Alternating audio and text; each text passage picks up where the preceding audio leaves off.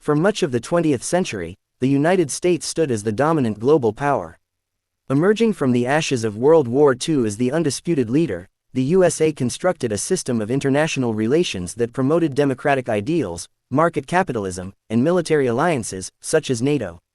This framework saw American influence extend into every corner of the world, both economically and politically. However, by the 21st century, the global landscape was changing. The U.S. power was being challenged by a series of interconnected forces: the rise of emerging powers, a shifting global economy, growing resentment over perceived American interventionism, and an increasing desire for multipolarity in international relations. Many nations that once relied on American leadership began to question their dependence on the U.S., seeing it not as an unassailable ally, but as a global power whose interests no longer aligned with their own. This shift wasn't immediate but gradual. The world's transition into a new order began with 5 key countries, each of which sought autonomy from U.S. influence for different reasons. What followed was a fundamental restructuring of global politics, where old alliances were questioned and new, more equal partnerships were forged. So let's start with our first country, which is Germany. Germany's role as the anchor of Western Europe and a staunch U.S. ally has been well documented. Since the end of World War II, it was rebuilt under the guidance of the United States and became a key player in NATO and the European Union. Germany's post-war economic miracle, driven by industrial prowess and the Marshall Plan, saw it become one of the largest economies in the world, firmly integrated into the Western alliance. However, after decades of growing unease, particularly regarding U.S. foreign policies in the Middle East and Europe, the German leadership under Chancellor Heinrich Schmidt began to shift its stance. Schmidt, a pragmatic leader with a vision for a unified and self-sustaining Europe, believed that Germany could no longer remain tethered to American foreign policy, which often involved military interventions that Germany viewed as reckless and destabilizing. The wars in Afghanistan and Iraq had left deep scars on the international community and raised questions about the wisdom of American-led military action.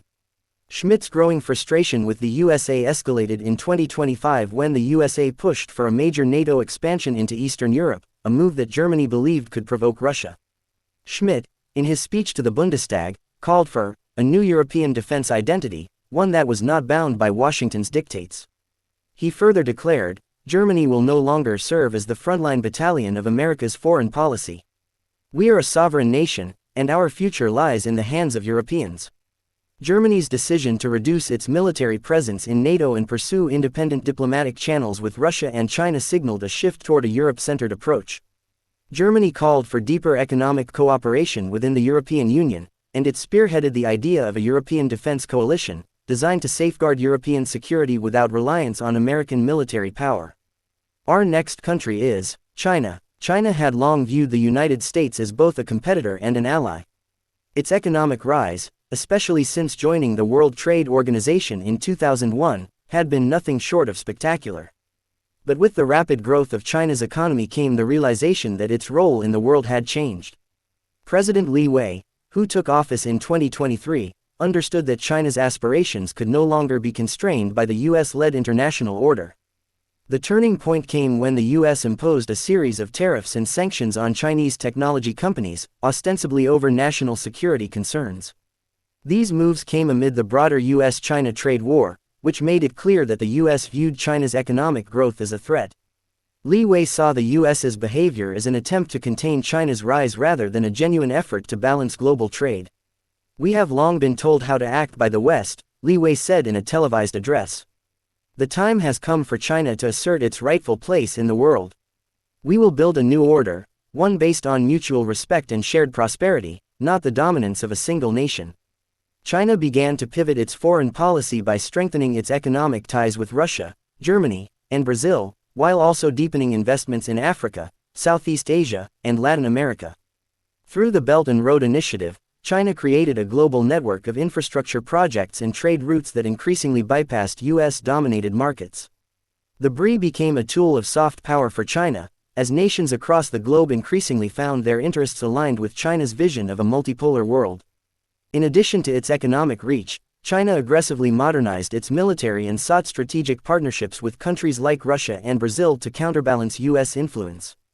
By 2028, China had solidified itself as a global leader, and many countries, particularly in the developing world, saw China as an alternative to American-led economic and military dominance.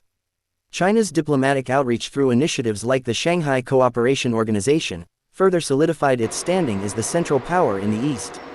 The move was a wake-up call for the U.S., which now faced a challenger not only in trade but also in military power, geopolitics, and global influence. The relationship between the U.S. and China shifted from one of mutual dependence to one of direct competition for global leadership.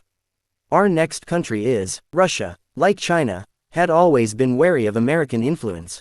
The dissolution of the Soviet Union in 1991 left Russia weakened and humiliated, with much of its former sphere of influence absorbed by NATO and the European Union. Over the years, the U.S. attempted to encourage Russia's integration into the global system, but President Mikhail Volkov, who assumed office in 2024, recognized that Russia's best future lay in independence from Western influence. Volkov had always believed that Russia's destiny was to be a great power in its own right. NATO's expansion, especially into Ukraine, was a constant source of friction. When the U.S. supported anti-Russian factions in Ukraine, Volkov saw this as a direct threat to Russian security. Russia's sovereignty is non-negotiable, Volkov said in his first address to the Russian people. We will never again allow ourselves to be controlled by the whims of Washington. Volkov's first significant move was to shift Russia's alliances away from the West. Russia formed a strategic alliance with China, combining their economic and military might to create an alternative to the US-dominated international system. Volkov also sought closer economic ties with Germany, understanding that a strong, independent Europe was in Russia's interest. Additionally, Russia expanded its influence in the Middle East, particularly in Syria, where it built military bases and fostered strong relations with countries like Iran. By 2029, Russia had become a central player in the multipolar world order, often working with China and India to counterbalance U.S. influence in international institutions. Volkov's policies resulted in Russia regaining its role as a regional and global power. The U.S., which had once seen Russia as a defeated superpower, now faced a resurgent rival with the ability to challenge American hegemony on several fronts. Next country is Brazil. The largest country in South America, had long been a close partner of the United States, especially in economic matters. However, under President Fernando Silva, Brazil's growing frustration with U.S. interventionism and its desire for greater regional autonomy drove a change in direction. Silva recognized that Brazil's influence in Latin America could no longer be subordinated to U.S. interests, especially given the historical pattern of American interference in the region. Latin America deserves its own voice, Silva said in a speech. We cannot continue to be a tool of foreign powers. Brazil will stand up for its people and for its neighbors. Silva's shift in foreign policy included building stronger ties with China, Russia, and India. Brazil became a driving force behind the idea of South-South cooperation, a framework that emphasized economic and political cooperation among developing countries. Brazil began to look beyond the U.S. for economic partnerships, particularly in trade and investment, seeking to diversify its export markets and reduce its dependence on U.S. imports. Brazil also took a more active role in regional diplomacy, leading efforts to reduce U.S. influence in Latin America. Silva helped broker agreements between neighboring countries and promoted a vision of Latin American unity free from the interventionist policies of the U.S. Brazil's growing independence from U.S. influence was evident by 2030, as the nation became a leading voice in the BRICS group. Brazil, Russia, India, China, South Africa, and played a critical role in shaping global trade agreements.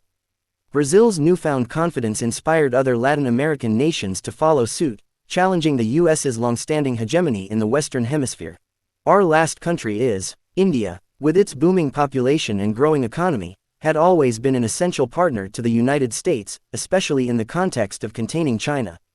However, Prime Minister Arvind Patel, who assumed office in 2027, realized that India's future lay not in aligning itself with the US but in carving out its own path as a leader in a multipolar world.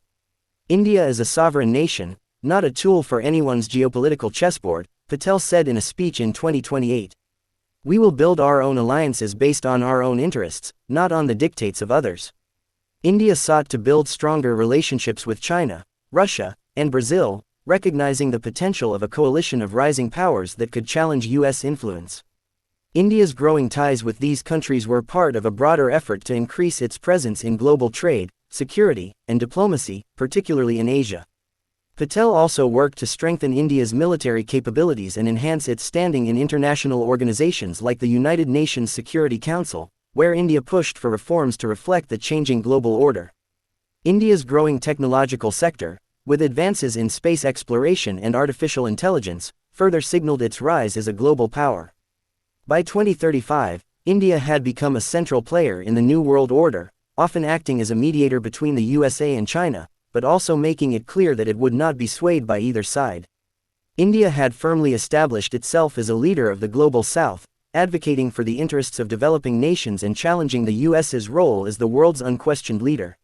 So this was today's video. If you have something to say, then do say it in the comments, and if you like this video, then subscribe to the channel. I will keep bringing such videos in future also.